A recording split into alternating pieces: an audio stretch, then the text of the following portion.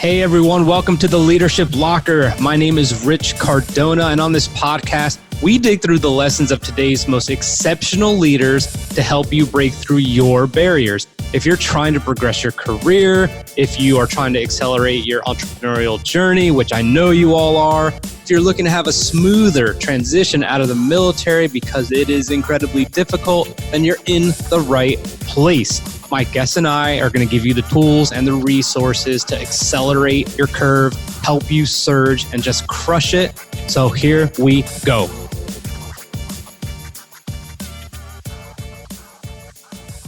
I interviewed Pat Flynn at Media back in January. He was doing a course on the East Coast. He was actually doing a tour promoting his Switch Pod. So I hit him up and we met at Media, but it was just me. Okay, so the cameras weren't how I wanted it, the sound wasn't exactly how I wanted it. So when he was coming to the Military Influencer Conference to speak, not only was I thrilled that he was supporting the veteran community and the military community, but I was like, Pat, dude, can we do this again? He said, absolutely. It comes on the heels of the release of his book, SUPERFANS, which teaches you how followers are not what you want, how superfans are what you want, and how building that community is what's going to make your business thrive. He essentially flips the game on its head, and he creates a different kind of funnel, so to speak. All that being said, Pat Flynn is just an amazing human being who provides value all the time in various ways, whether it's his podcasting course, his affiliate marketing course, his YouTube videos, his podcast, his one-on-one sessions, whatever it is. This is just an amazing human being, and it was so important for me as an entrepreneur to make sure we get the information we need on how to just get those superfans going and just crush it like Pat. Okay, I'm Rich Cardona here with Pat Flynn. I am a super fan, all right? Like, I'm shamelessly promoting this because I am a super fan of Pat Flynn because of your YouTube videos, because of your books, because of your podcast, and how you have traditionally and continuously provided value for many more years than I knew until I saw you at Vid Summit last year. And then here we are. This is our second go. I'm actually never published our interview because it was just me. I didn't have a team, and I feel like the angles were too close and ridiculous. And I'm like, the one thing you did, before I let you introduce yourself, I just need to say this. I said, I don't consume your content much anymore because I'm so focused on the business. And you go, as you should be. Mm-hmm. And I was like, the biggest validation for me, because I don't watch Gary anymore. I don't watch anyone anymore. I'm just like, I just need the heads down. Like, I know I could check in on your content anytime and just be like, okay, that's a good nugget. That's all I need for the month. But anyway, so thank you. And Pat, for everyone who doesn't know you, please tell us about you, and then we could really kick it off. Yeah, no, and thank you for that intro. You know, I always tell people when they find my show, they go, okay, I'm going to go to episode 1. I'm going to listen to all of them. I'm like, don't do that. Like, what do you need right now? Go find the stuff that'll help you with that. Then, like you are doing, check in with me, and then I'll always be here to serve you and help you. And my journey starts with getting laid off from an architecture position back in 2008, and I thought I was done for because that's all I knew. And to make a long story short, I built a business helping people pass an architecture exam. And that business online exploded. Got a lot of inspiration from Tim Ferriss in terms of how I built that business so that it was mostly automated. A person could come to my website, download and pay for my study guide, and it would get automatically delivered to them. And I could literally make money sort of in my sleep. But a lot of people hear that and they're like, oh no, that's not real. Well, it is real, but only after a ton of work up front. Yep. And so I had built a website soon after that website took off to really reveal and share just all the ins and outs of exactly how one could do this. And to counter all those other people who say this is easy, that this is a get-rich-quick thing, it's not at all. Yep. It takes a lot and a load of hard work. Mm-hmm. And I want to help people understand, well, what are those first steps, how to manage that process, how to balance it. And just kind of watch out for all the things that are out there to try and get you on the way, because when you do this and you do it right, and it's not ever going to be done right on the first try, it's a learning process and it takes a while, but it really truly is life-changing. I'm so thankful I got laid off because now I can spend more time with my family. Now I can help even more people. Now I'm also recognized for more things versus all the work I did in architecture. So I'm here to just serve, and I do that through a number of ways, both on my podcast, and on my blog, but then more recently now on YouTube, and then books and speaking and all these other things as well. And now that my kids are a little bit older, they're kind of coming along for the ride as long as they want to remain interested. And my son's getting up on stages now. He's starting his own businesses at 9, which is pretty cool. And so just that's inspiring me now for the second part of my journey here, which is to help kids learn entrepreneurship. Because I love it. These things I wish I knew when I was a kid. Yeah. Because skills that you learn as an entrepreneur can help you no matter what you do, whether you start your own business or not. And so just I'm here and I'm thankful, and just I appreciate you. This is great, and I watched you talk earlier and it was fantastic. So I kind of mentioned earlier about the Leadership Locker. The Leadership Locker is designed for influencers like you who haven't served, or maybe you're close to the military, whatever, you may be in proximity, right, in San Diego, but haven't served, to help transitioning service members just kind of hear it from your perspective, because I think sometimes if we lean on each other too much, it just gets diluted. Like, you should just hear it from the source. So transitioning service members and veteran entrepreneurs. So for the transitioning service members, I want to focus on this, which is, you have no followers, subscribers, and customers. It's all about superfans. But if you're getting out, and maybe you're not going to be an entrepreneur, but maybe you're just going to kind of go into the traditional work environment, how do you get the attention that you need in order to showcase the fact that you have value to deliver? Because that is probably one of the most discouraging things, because we knew where we belonged and now it's a completely different story. What is your opinion on that? Yeah, I mean, you don't start out by having super fans on day one. That's not at all. You have to have followers. You have to eventually get subscribers, eventually to then get customers, and then the super fans come after that. But when you're just starting out, like, where do you start? Well, really it starts with understanding those who you want to serve and who you want to help. And so really it comes down to what groups of people interest you, such that you want to learn more about what they need help with. Because truly any successful business or entrepreneur is it's just about solving problems. And I think a lot of people start with, oh, okay, I need to start a podcast, or I need to write a book, or I need to start an online course. How do you know that? You don't. And I think it's just guessing up front. So you can remove that guesswork by getting really in tune and involved with people who you want to help. And what that means is literally have conversations with them, understand them, learn about what those problems are, but also how they describe those problems. What have they tried to solve those problems with before that didn't work? Why didn't they work? And really it just takes one or two of these kinds of conversations to really fire up a ton of light bulbs and fire under you to go and help those people. A very common strategy in business is to think about who your ideal customer is. You come up with your customer avatar, as they often say. And I don't like that exercise. I think it's smart in the sense that, well, you need to pick something, right? Because if you build a business for everybody, you're actually building a business for nobody. But if you just make up a person, well, what happens when you're building something and you want to ask that person a question? You can't, because they're not real, right? But if you find real people in real life, not only do you understand what their problems are from their voice, you hear their intonation, you feel their emotion, you empathize with them, so that when you create your creation or your solution or your platform, you already have them in mind. And that's where you can get ahead of way more people who are just jumping in because entrepreneurship is cool. Right? And it is a cool thing, and it's the barrier to entry is super low, but as a result, people aren't doing that necessary work up front. Or because it's online, I can hide behind my keyboard and I don't have to have social interactions. Even if you're an introvert like me, you have to go there to find people. Where do you find people? You put yourself in places like events or conferences, or even just asking your friends, family, what they might need help with. That's where it starts. So I'm hearing everything that you're saying. Now, everyone always says you need to really niche down, like narrow the focus, like more and more and more. Like how do you do that? Like everyone, your ideas are so big and broad and you're thinking big, but how do you really know how to like just kind of channel it down a little bit to really serve that kind of avatar like you're saying? You have to continually have these conversations such that you're getting the reaction where a person's like, oh, I know that you're for me. That's what you want to work toward. What I mean is, and I love that you mentioned this, because the riches are in the niches. Even though if you pronounce it niches, it still makes sense. The riches are in the niches, because when you niche down, yes, you're serving potentially less people, but you're actually going to serve more people, because you will cut through the competition, because there is less competition.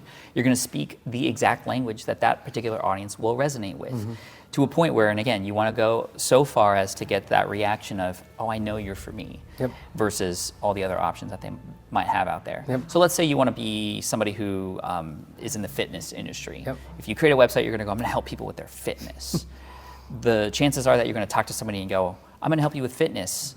They're not probably going to go, well, how do I know that you're my person? that passion can come through to that point where a person can feel that wanting to serve. But I think when you niche down, it goes, okay, well, I'm going to not help you with fitness. I'm going to help you run a marathon. Now, yes, you're narrowing down the field, but now you are more likely to gain the interest of those who are in that more niched field. Yeah. So now marathon runners, okay, cool. Are you going for beginner marathon runners or advanced? Because they have a completely different language as well. So if you just say, hey, I help people in the marathon, run a marathon, you might likely get questions like, okay, well, what about that? Yep. You know, and then you go deeper. Okay, I help people get off the couch and eventually become a marathon runner. Okay, now you know who you're targeting. Now you know exactly what their problems are. They've never done this before. It's scary. And now you know you can give them different kinds of quick wins to enable them versus people who are maybe more advanced, who are going for record-setting numbers. Completely different solutions, even though it's in the same field. So hopefully you can see that by niching down in this way, you're narrowing in on the language, you're narrowing in on the solutions, and probably what your first steps might be. One caveat to that is whether it's fitness, golf, running, is evaluating your competition. How do you evaluate, maybe not necessarily the competition, but others in that industry, genre, whatever you want to call it? How do you evaluate it fairly, but not to the point where you're like, you know what, never mind? Because that happens all the time, right? Like, how do you do that and just stay focused and just be like, I'm going to serve? Yeah, I mean, I think number one, if you do some research and you find there is competition, people out there who are doing literally the same thing that you want to do, that's a good sign. It's a good sign because that means there's a market out there for it. You're not just doing something completely brand new. Remember when the Segway came and everybody was like, this is going to revolutionize how we walk. And now the only place you see Segways are like on tours on the beach, right? And that's it. Because they were doing Mall something. cops. Mall cops, Paul Blart or whatever. They just built something completely brand new. And because of that, they were actually at fault with what their expectations were. But when you go into a space where there is already competition, that's great because that competition can teach you what is working already and what is not. And that's what I recommend people go into. So if, for example, you're thinking about creating a physical product, find existing physical products that serve that same audience and look at the reviews for them and find out, well, what do people like, what do people don't like? Specifically, you can go to Amazon and look at the 3-star reviews, which I love because they literally will list, here's what I like, pros, and here's what I don't like, cons. So now you're actually using that competition and the fact that you're coming in new as your advantage versus I think a lot of people go, I'm late to the game, that's my disadvantage. No, you are at an advantage being new. And then as far as like how you would compete with them versus, besides the features and the things that you learn about what they like and don't like, really it's about understanding what is it about you. What's your unique selling proposition? What's your superpower, if you will, your unfair advantage that you have based on your experience, your life, that the others don't have. It might be the fact that you were in the military and you have just this amazing discipline that these other businesses will not. Or maybe you know that you work harder than them, or I don't know what it might be, but you have to define what that is because a person is eventually going to go, hey, you do this, and that person does the same thing. Well, why you? You have to answer that. I don't know if you've ever seen Shark Tank, but people will come in, they'll pitch their idea, right? And Mr. Wonderful goes like this, and he goes, what's stopping me from hiring people to do exactly what you're doing and crush you? Like, he literally says this. And people stumble, they don't know. And it's those who do know what their superpower is, the thing that Kevin cannot hire for. That's what's going to set you apart.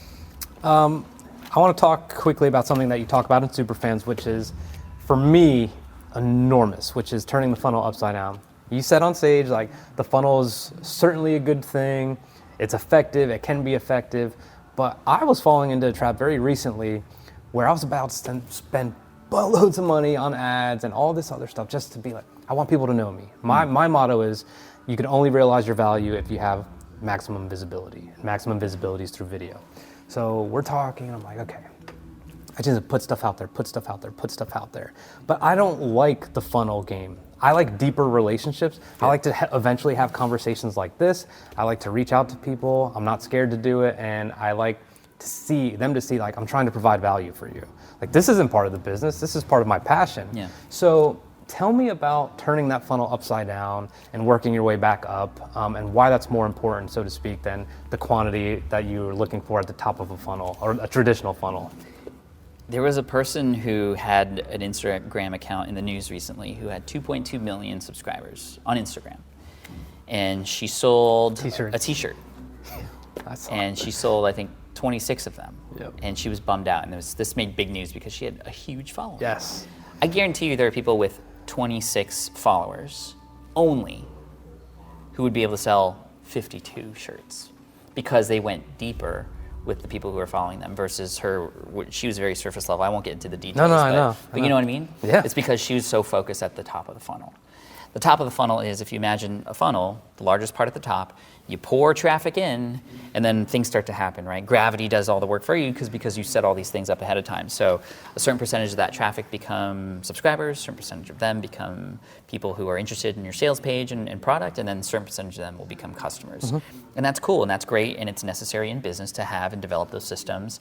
It's great because there's numbers behind them as well, so you can track, and if you want to double conversions, you can either double the amount of traffic or just double the amount of traffic that becomes subscribers or what have you. All the numbers you can play with, and that's really fun. That's why I think a lot of businesses go there, because it makes business sense. Yep.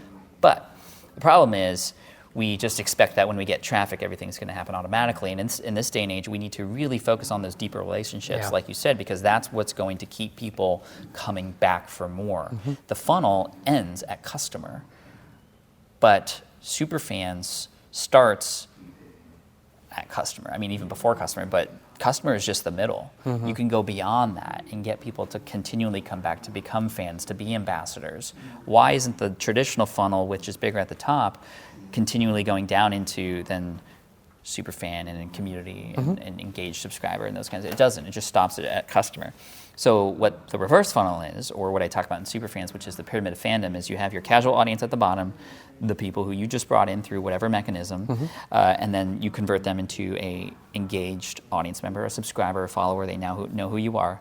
But then a community member, they feel like they belong to something. There's an identity formed as somebody who follows you or your work or your creative, your projects, your passions, your products. And then at the top of are your SUPERFANS. And it's crazy because when you consider where's most of the engagement, where's most of the customers coming from, it's always at the top of the pyramid. And it takes work to get there. So this is why SUPERFANS was written, because even if you're just starting out, and if you have one person, you can move them up. Versus the conversion rate of one traffic to one subscriber to one sales page to one customer. That's Can I add a tough. caveat to that though? So like I'm approaching like literally today like 1,000 followers. I just got on Instagram last year and I'm kind of excited about it. And there's people who regularly engage. But at what point, even though I think like they're SUPERFANS and they share my stuff and all this good stuff, like am I able to monetize without feeling sleazy, right? Like that's a real question that I think people want. So like now I'm leveraging you to actually help me monetize on, with my business. What about? Yeah, but what does monetization mean? It means different things for different people. If you're just trying to make money, then you're going to be asking the wrong questions and providing the wrong solutions to that audience that you're building and you're working so hard to build. I think here's the trick, you get your SUPERFANS to tell you what would be helpful, because then it's positioned as, you told me this is what you wanted and I built it for you, and they will love you even more for it, right? So that's the big sort of shift mentally. It's, for most people like us who actually care about our audiences, it's the same thing. But in your head, it's about, well, you're providing this because you know it's exactly what they need. And to a point where they would gladly give you that money because you're solving that problem. You're making something more convenient that you have done that research for, to understand that that's what they need help with. I wanted to talk about FlynnCon, but I want to actually stick to one thing here, which is talking about not devaluing yourself by charging too little, by not asking because you're afraid of the no's, and just literally realizing your self-worth and the value of what you have going on. How do you overcome the anxiety that you get? And I don't mean just like a no, right? Like if it's a super fan, or if it's people that you really, even like your family, like, would you buy this and whatever, and you're afraid of the no's. But how do you estimate your value and present it with confidence to really establish your business? And then you were very fortunate with your exam, like it just kind of took off, right? I'm not sure you expected that, but once it did, you're like, here we go. How do you get that to that place? Yeah, I definitely didn't expect that. But when I finally understood how much I was saving people by having something they could invest in, then it became in my head, oh, okay, this is worth it. I need to then share it with more people now.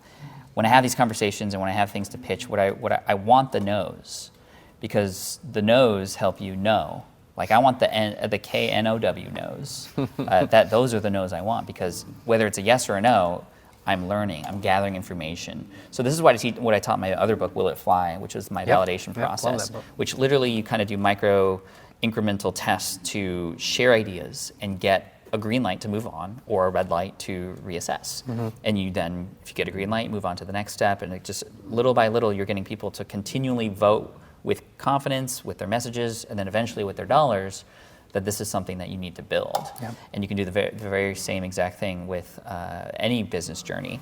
And so it's scary because you're putting yourself out there, but I think the ultimate goal of an entrepreneur is to figure things out.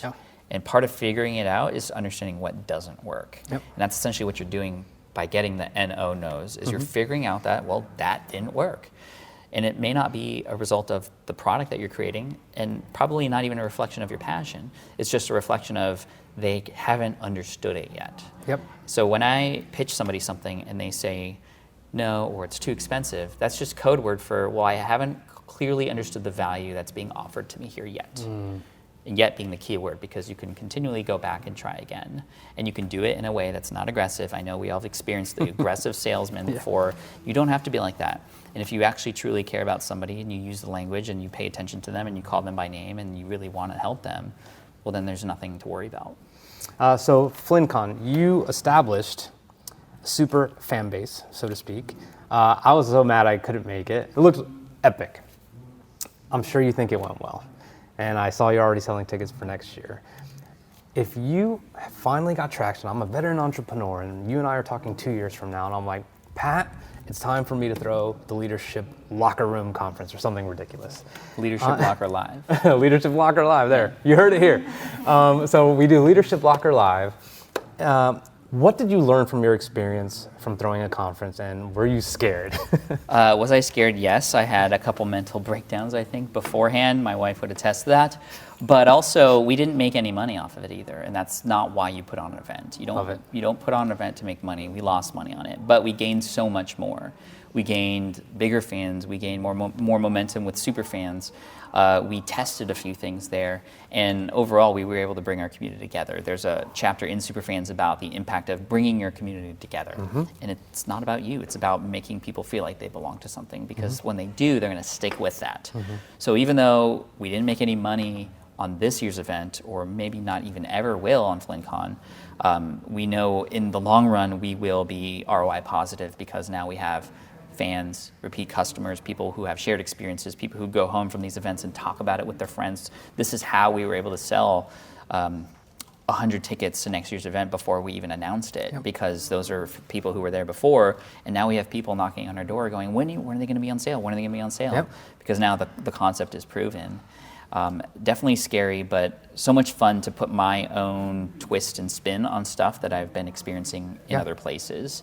And it's just been really neat to see the continual conversation about it. And still, we're now like a month since the event, over a month, and people are still talking about it. It's just really cool, and just excited for it. Well, you mentioned experience is, right? Like you mentioned in your speech or your keynote earlier, experience is like it has to be multiple. Like it can't be a one-time thing. So what was your favorite part of it? And then what is one takeaway that you're like, I will not try that again, and we'll end it there. Okay. And yeah, I'd love to hear it. Yeah, so my favorite part was my son having time on stage to deliver a keynote. So he and his school, they're very entrepreneurial at his school, and they each kid is required to do a presentation every month in front of the rest of the class, which is super cool, and I think that's amazing. We asked him if he would be willing to take his favorite presentation and share it to the audience, and it was a 7-minute keynote. He did it all himself, using Google Slides, actually, and the only thing I helped him with was changing the font out to the font for FlynnCon. Anyway, he rocked it. He got more laughs than I did, and just to see him flourish and feel confident in front of people, like that's amazing. Because it took me 30 years to have that confidence, and he was 9. Yeah. So that was my favorite, and then his sister came on after to do a panel, which was really cool. So to get the family involved, and it was a family-friendly event. So just to showcase that and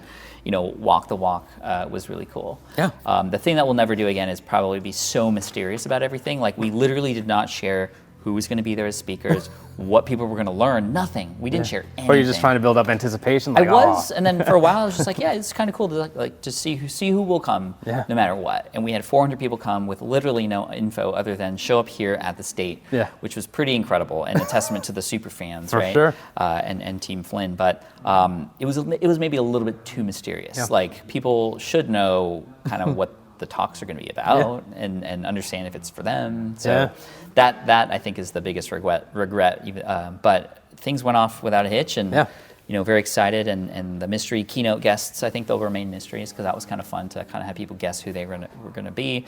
We had an arcade and a Mario Kart tournament, and finals was like in front of the whole audience on the giant screens. And keeping it kid-friendly and bringing families, I think it's what it's all about. Yeah, kid-friendly was huge for me, and I thought that was, I mean, when we spoke earlier, I kind of mentioned you're an inspiration, like, as a father. I mean, we have a 2.5, well, she's almost 3, and then we're expecting number 2. But congratulations. Like, yeah, like, I really, thank you. I try and, like, show her what I'm doing, and just be like, this is cool, like, you know, and take videos of her in slow motion, and she's like, oh, wow, this is, you know. Dude, it's like exactly what I did, like, with all my podcasting gear, like, in my office. Like, it could be very easy for them to come in and touch everything and ruin everything. And then I go, no, don't touch. But like, I want them to touch everything because like, here's how your voice can be lower or higher. And now they're podcasting. My son and I have a podcast together, right? So I love that you're doing that. Yeah. Where would you like your future SUPERFANs to find you right now? I mean, you want to talk about the book or future FlynnCon? Where do you want it? I mean, if you want to check out the book, awesome. It's on Amazon and most places where you can get books as well, Barnes & Noble. My website, smartpassiveincome.com. And then you're going to start to see me blog and do videos a lot more on my personal blog. So I can talk about things like parenting and tech and gaming and all this other stuff I'm interested in at patflynn.com.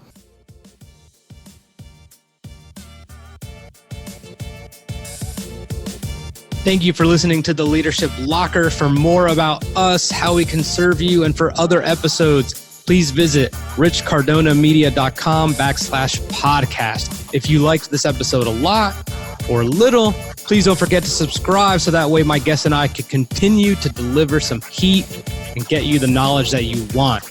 Don't miss an episode, and please join our Facebook group so you get much more exclusive content. Take care.